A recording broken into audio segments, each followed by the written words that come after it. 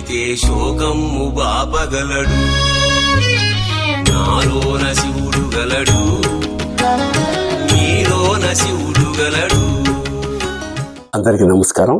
ఈ సంవత్సరం జనవరి 23వ తారీఖు నుంచి 1వ తారీఖు దాకా కాశీలో మనందరికీ పరమ పుణ్యక్షేత్రమైన కాశీలో శ్రీ రుద్ర సహిత నవగ్రహ పూర్వక నక్షత్ర యాగం చాలా శృంగేరి శారదాపీఠం వారి ఆధ్వర్యంలో, అలాగే శృతి శంకర వేద విద్యాపీఠం కాకినాడ వారి ఆధ్వర్యంలో చాలా వైభవంగా జరుగుతుంది. భక్తుల్ని పెద్ద సంఖ్యలో కాశీలో వెళ్ళి ఈ 9 రోజుల పాటు అందులో పాల్గొని ఆ యాగాన్ని విజయవంతం చేయాల్సిందిగా మనస్ఫూర్తిగా కోరుతున్నాను.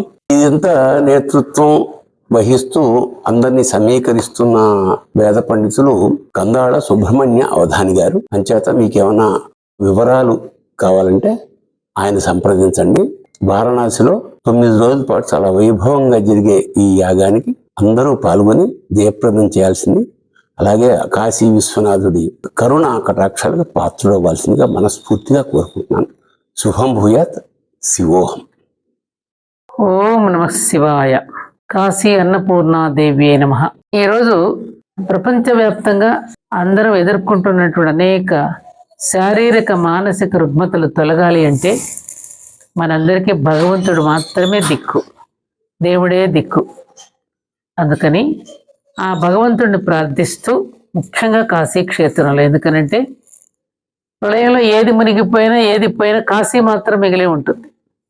అటువంటి కాశీ క్షేత్రంలో వారి పాదాల చెంత ప్రపంచ శాంతి కోసం, విశ్వశాంతి కోసం, మనందరి యొక్క క్షేమం కోరుతూ రుద్ర సహిత నవగ్రహ నక్షత్ర యాగాన్ని చేయడానికి ముఖ్యంగా మన ఆంధ్రప్రదేశ్ గోదావరి తీరం నుండి ఇది సంకల్పం చేయడం జరిగింది.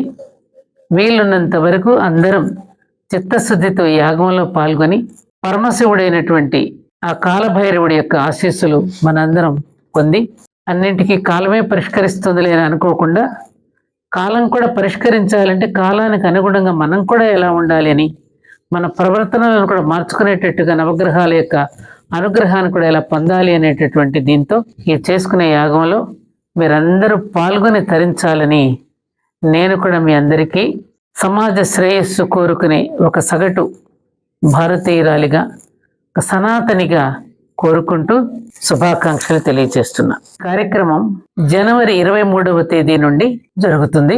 కాబట్టి ఈ విషయాన్ని సనాతన ధర్మపరాయణులకి, విశ్వశాంతిని కోరుకునే వారందరికీ తెలియజేయడం ఉంది.